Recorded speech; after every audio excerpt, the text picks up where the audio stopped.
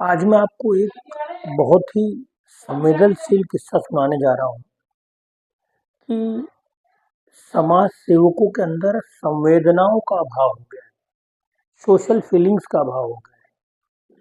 जब भी हम किसी भी सोशल वर्क सेक्टर में काम करते हैं तो समाज सेवा के क्षेत्र में सबसे महत्वपूर्ण चीज है हमारे अंदर सोशल फीलिंग का होना।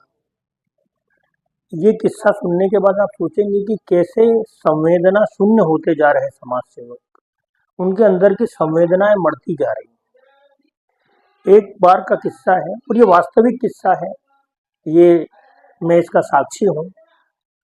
एक बार एक घटना घटी, एक कंपनी के द्वारा एक संस्था को वॉश टैंक बनाने का काम दिया गया। वॉश टैंक मतलब एक प्लेटफॉर्म जिसमें कपड़े धोए जा सकते हैं।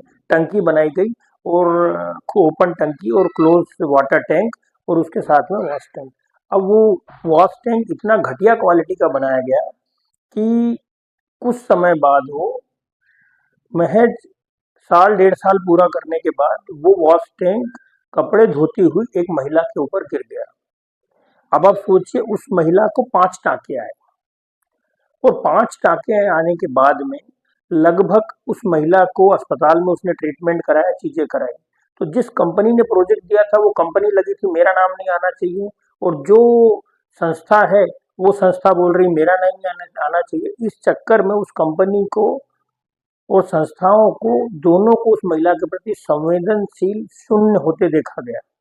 इसके बाद वो जो संस्था है उसने उस लेडी से संपर्क किया और उसको कहा कि हम लोग आपके इलाज के लिए जो भी छोटा मोटा खर्चा होगा वो पेमेंट देंगे। तो लगभग उस लेडी ने कहा कि मैंने ट्रीटमेंट कराया है सरकारी में, कुछ जो मेरे को थोड़ा बहुत दवाई ववाई का जो एक्स्ट्रा लगेगा इधर वो चीज़ों का, तो 5-1 हज़ार रुपये आप लोग दे देना। जब ये बात 5 हज़ार रुपये की तय हुई और बोला कि महिला को 5 हज़ार रुपये दे देंगे तो उसके ट्रीटमेंट के जो फर्दर ट्रीटमेंट होगा उसके काम आएंगे।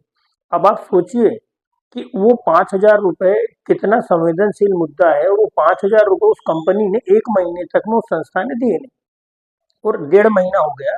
उसमें फिर कहा गया, जैसे कई लोगों के द्वारा, मेरे द्वारा भी कहा गया कि भैया ये पैसे जो हैं आप लोग इनको दे दीजिए, 5 हज़ार रुपये दीदी को, क्योंकि कम से कम उनको दवाई और बाकी जो इवन यहाँ तक कि उसका काम धाम सब रुका वो अलग है।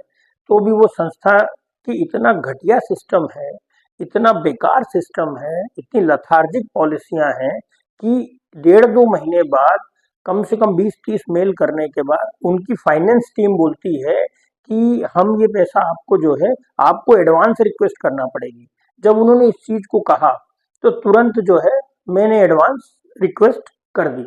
एडवांस रिक्वेस्ट करने के बाद जब मैंने 6 दिन बाद पूछा कि अभी एडवांस भी मैंने भेज दिया है, अभी पेमेंट कब डालोगे, तो बोले नहीं नहीं डालते हैं। फिर मैंने तुरंत कुछ दिनों बाद में फिर पूछा पेमेंट कब डालते हैं, तो पता लगा कि उसके बाद उन्होंने 2 दिन बाद कहा कि हमने पेमेंट डाल दिया है।